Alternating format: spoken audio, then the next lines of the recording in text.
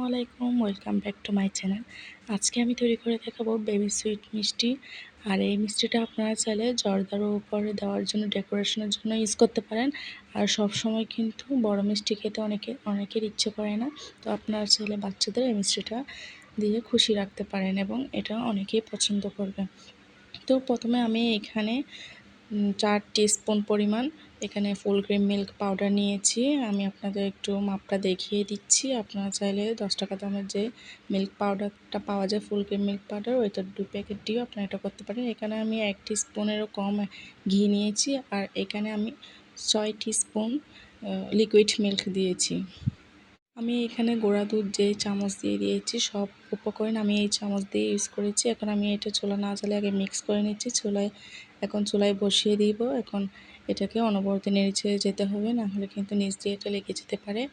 এভাবে নাড়তে চাড়তে দেখতে পাচ্ছেন এটা অনেকটা ঘন হয়ে আসছে। এখন এটা ফ্যান থেকে উঠে উঠে আসবে। এই পর্যায়ে আমি এটাকে নামিয়ে ফেলবো। এখন হাত দিয়ে একটু মেখে নিচ্ছি।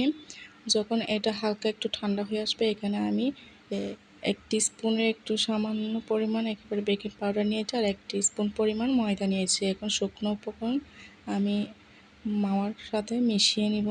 এখন একটা ডো তৈরি করে নিচ্ছি। এখন আমি হাত দিয়ে একটু হাতে ঘি লাগিয়ে নিচ্ছি। এখন ছোটো ছোটো করে আমি বল তৈরি করব। বেশি বড় করবেন না, আবার বেশি ছোটও করবেন না। এটা আমি ছোট দেখতে পাচ্ছেন কোন ধরনের করেছি, যেহেতু এটা তেলে এবং শিরায় দেওয়ার পর এটা অনেকটা আরও ফুলে যাবে। তো এখানে আমি এভাবে গোল গোল শেপ দিয়ে আমি মিষ্টিগুলো তৈরি করে নিচ্ছি। অনেকে হয়তো দেখে থাকেন জর্দার উপরে যে গোল গোল মিষ্টিটা দেওয়া হয়, এই মিষ্টি বেবি সুইটটা, ছোটো মিষ্টিটা ইউজ করা হয়। তো আপনারা চাইলে এইভাবেও বানাতে পারেন। তো দেখতে পাচ্ছেন আমার সব মিষ্টি রেডি হয়ে গেছে। এখন আমি একটা ফ্রাইং প্যানে তেল দিয়ে দিচ্ছি চুলায়। এখন আমি একটু টেম্পারেচারটা দেখিয়ে দিচ্ছি। এটা আমি তেলটা একেবারে হাত দিয়ে দেখতেই পাচ্ছেন ডুবিয়ে রাখতে পারছি। এরপর যে আমি মিষ্টিগুলো দিয়ে দিব। গরম তেলে কিন্তু মিষ্টিগুলো দিবেন না, ডুবো তেলে ভাজার চেষ্টা করবেন। তো দেখতে পাচ্ছেন আস্তে আস্তে মিষ্টিগুলো হয়ে গিয়েছে। এখন আমি এখান থেকে হালকা কালার আসলে আমি এখানে কয়েকটা মিষ্টি তুলে রাখবে, যেহেতু আমি অনেক কালারের করবো মিষ্টি। টিস্যু পেপারে এখন তুলে নিচ্ছি। এখন আমি আর একটু ডার্ক হয়ে আসলে আর কয়েকটা মিষ্টি তুলে রাখবো। এভাবে আমি 3-4 ধরনের কালার করেছি। তো দেখতে পাচ্ছেন কালারটা কতটা তফাৎ। কিছুক্ষণ তেলের মধ্যে কয়েকবার করে ভাজলে এখন হয়ে যাবে। এখন আমি সব মিষ্টি তুলে নিয়েছি। এখন আমি শিরা দেওয়ার আগে টেম্পারেচারটা দেখে নিচ্ছি। দেখতে পাচ্ছেন হাতে কিন্তু অল্প পরিমাণে একটু কুসুম গরম থাকা অবস্থায় একবার বলক আসলে শিরার মতো আমি দিয়ে দিবে। এখানে আমি 1 কাপ পরিমাণ চিনির সাথে 2 কাপ পানি ইউজ করেছি, তারপর শিরাটা তৈরি করেছি। এখন আমি এটাকে 10 মিনিট পর রান্না করতে থাকবো মিষ্টিটা। এর আগে কিন্তু ঢাকনা খোলা যাবে না। 10 মিনিট পর আমি আপনাদের দেখাচ্ছি। 10 মিনিট পর ফিরে এসেছি। দেখতে পাচ্ছি মিষ্টিটা অনেকটা ফুলে গিয়েছে।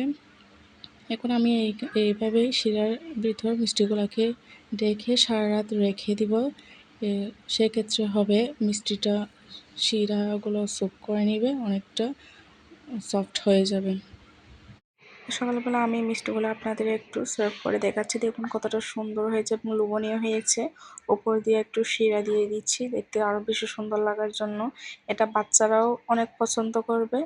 আর এটা আপনারা চাইলে জর্দার উপর ডেকোরেশনের জন্য ইউজ করতে পারেন। আমি আপনাদের একটু দেখিয়ে দিচ্ছি এটা কতটা সফট হয়েছে। দেখতেই পাচ্ছেন এটা একেবারে নরম তুলতুলে হয়েছে। আশা করি আজকের রেসিপিটা আপনাদের অনেক কাজে আসবে এবং ভালো লাগবে। ভালো লাগলে ফ্রেন্ডস এবং ফ্যামিলির সাথে শেয়ার করবেন। সবাই ভালো থাকবেন, সুস্থ থাকবেন আর আমার জন্য দোয়া করবেন। আজকে তাহলে এ পর্যন্ত। আল্লাহ হাফেজ।